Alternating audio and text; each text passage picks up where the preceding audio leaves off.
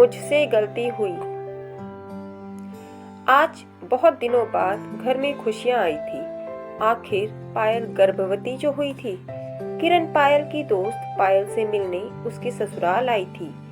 पायल ने किरण को देखते ही उसे गले लगा लिया था, लेकिन किरण ने महसूस किया कि पायल खुश तो थी, लेकिन उसे किसी बात की उलझन भी थी। उसके चेहरे पर चिंता की लकीरें साफ दिखाई दे रही थी। आखिर किरण ने पायल से पूछ ही लिया, क्या हुआ पायल, तुम उदास दिख रही हो? क्या तुम खुश नहीं हो? क्या यह तुम्हारी इच्छा के विरुद्ध हुआ है? नहीं नहीं किरण, ऐसी बात नहीं है। मैं तो बहुत खुश हूँ, पर मैं बेटी की माँ नहीं बनना चाहती। कैसी बात कर रही हो पायल? इतनी पढ़ी लिखी होने के बावजूद तुम बेटा बेटी में भेदभाव कर रही हो। किरण की बात पूरी होने से पहले ही पायल ने उसके मुंह पर हाथ रख दिया और कहा, तुम गलत सोच रही हो। जिस समाज में हम रहते हैं उसमें कई भेड़िए इंसान के रूप में छुपे हुए हैं, और अगर मेरी बेटी हो गई तो वह सुरक्षित रह पाएगी या नहीं, यही चिंता मुझे सता रही है। अपनी बेटी को चाहे मैं जितना भी जूडो कराटे सिखा दूं, लेकिन वह जब घर से बाहर जाएगी तब वह सुरक्षित रह पाएगी या नहीं, यही बात मुझे परेशान की हुई है। इसलिए मैं भगवान से प्रार्थना कर रही हूँ कि मुझे बेटा ही दे, बेटी ना दे। समय बीतता चला गया और 9 महीने मानो चुटकियों में खत्म हो गए। आखिर पायल की फरियाद भगवान ने सुन ही ली और वह एक बेटे की माँ बन गई। पायल बहुत खुश थी। ऐशो आराम की जिंदगी, नौकर चाकर, बंगला, गाड़ी, पैसा, सब कुछ तो था पायल के पास।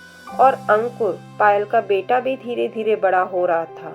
देखते ही देखते अंकुर 5 साल का हो गया था और अब वह स्कूल भी जाने लगा था।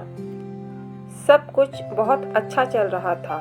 पायल भी रोज दोपहर को दरवाजे पर खड़े होकर स्कूल बस का इंतजार करती थी कि कब अंकुर आए और कब वह उसे गोद में उठाकर उसे खूब सारा प्यार करे। आज स्कूल बस आई, लेकिन उससे अंकुर नहीं उतरा। सभी घर में परेशान हो गए। कुछ अनहोनी होने की आशंका से सभी भयभीत हो गए। सभी ने अंकुर को खोजने की हर मुमकिन कोशिश शुरू कर दी, लेकिन अंकुर का कहीं कुछ पता नहीं चला। पुलिस भी लगातार अंकुर को खोजने की हर संभव कोशिश कर रही थी। आज 2 दिन हो गए, लेकिन अंकुर का कहीं कुछ पता नहीं चला और पायल का रो रो कर बुरा हाल था। 2 दिन बाद पुलिस को अंकुर की लाश विकृत अवस्था में मिली। अंकुर के शरीर पर कई गंभीर चोटों के निशान थे और वह निर्वस्त्र था। अंकुर किसी हैवान की हैवानियत का शिकार बन चुका था।